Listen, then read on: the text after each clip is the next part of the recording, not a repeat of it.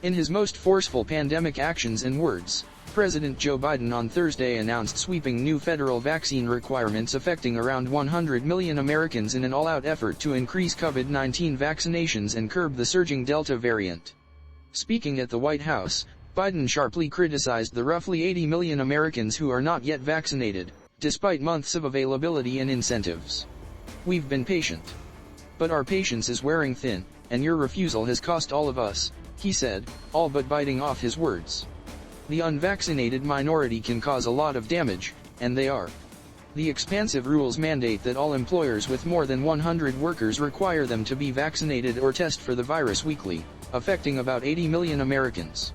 And the roughly 17 million workers at health facilities that receive federal Medicare or Medicaid also will have to be fully vaccinated." Biden is also signing an executive order to require vaccination for employees of the executive branch and contractors who do business with the federal government with no option to test out. That covers several million more workers.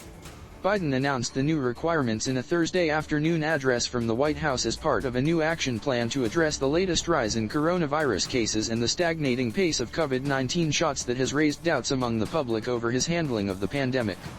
Just 2 months ago, Biden prematurely declared the nation's independence from the virus. Now, despite more than 208 million Americans having at least one dose of the vaccines, the U.S. is seeing about 300% more new COVID-19 infections a day, about 2.5 times more hospitalizations, and nearly twice the number of deaths compared to the same time last year.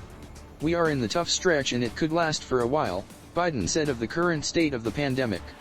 After months of using promotions to drive the vaccination rate, Biden is taking a much firmer hand, as he AIDS-blamed people who have not yet received shots for the sharp rise in cases that is killing more than 1,000 people per day and imperiling a fragile economic rebound. In addition to the vaccination requirements, Biden moved to double federal fines for airline passengers who refuse to wear masks on flights or to maintain face covering requirements on federal property in accordance with Centers for Disease Control and Prevention guidelines. Biden announced that the federal government will work to increase the supply of virus tests, and that the White House has secured concessions from retailers including Walmart, Amazon, and Kroger to sell at-home testing kits at cost beginning this week.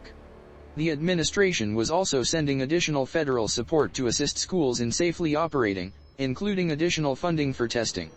And Biden will call for large entertainment venues and arenas to require vaccinations or proof of a negative test for entry. The requirement for large companies to mandate vaccinations or weekly testing for employees will be enacted through a forthcoming rule from the Occupational Safety and Health Administration that carries penalties of $14,000 per violation, an administration official said. The White House did not immediately say when it would take effect, but said workers would have sufficient time to get vaccinated. The rule would also require that large companies provide paid time off for vaccination.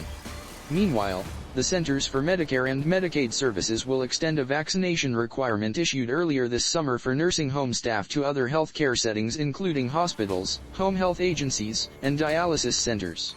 Separately, the Department of Health and Human Services will require vaccinations in Head Start programs, as well as schools run by the Department of Defense and Bureau of Indian Education, affecting about 300,000 employees.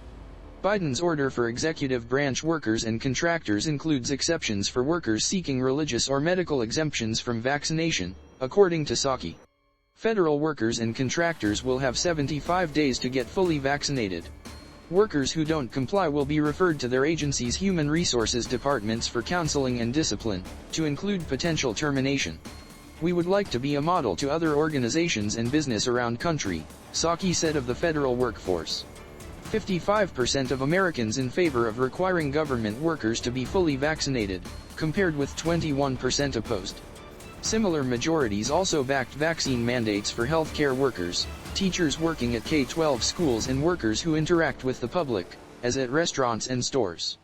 Biden has encouraged COVID-19 vaccine requirements in settings like schools, workplaces, and university campuses, and the White House hopes the strengthened federal mandate will inspire more businesses to follow suit.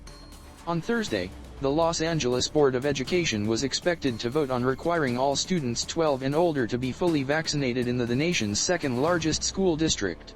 Walmart, the nation's largest private employer, said in late July it was requiring that all workers at its headquarters in Bentonville, Arkansas, as well as its managers who travel within the U.S. be vaccinated against COVID-19 by October 4. But the company stopped short of requiring shots for its frontline workers. CVS Health said in late August it would require certain employees who interact with patients to be fully vaccinated by the end of October. That includes nurses, care managers and pharmacists. In the government, several federal agencies have previously announced vaccine requirements for much of their staffs, particularly those in healthcare roles like the Department of Veterans Affairs, and the Pentagon moved last month to require all service members to get vaccinated. Combined, the White House estimates those requirements cover 2.5 million Americans.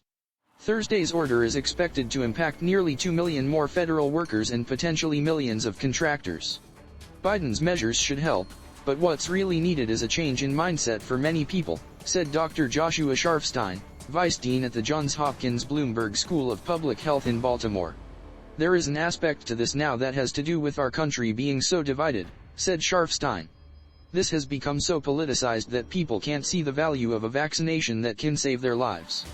Our own divisions are preventing us from ending a pandemic. American Federation of Government Employees, the largest union of federal employees, said that while it strongly encourages vaccinations, workers should have a say in new mandates affecting them. Put simply, workers deserve a voice in their working conditions, said National President Everett Kelly.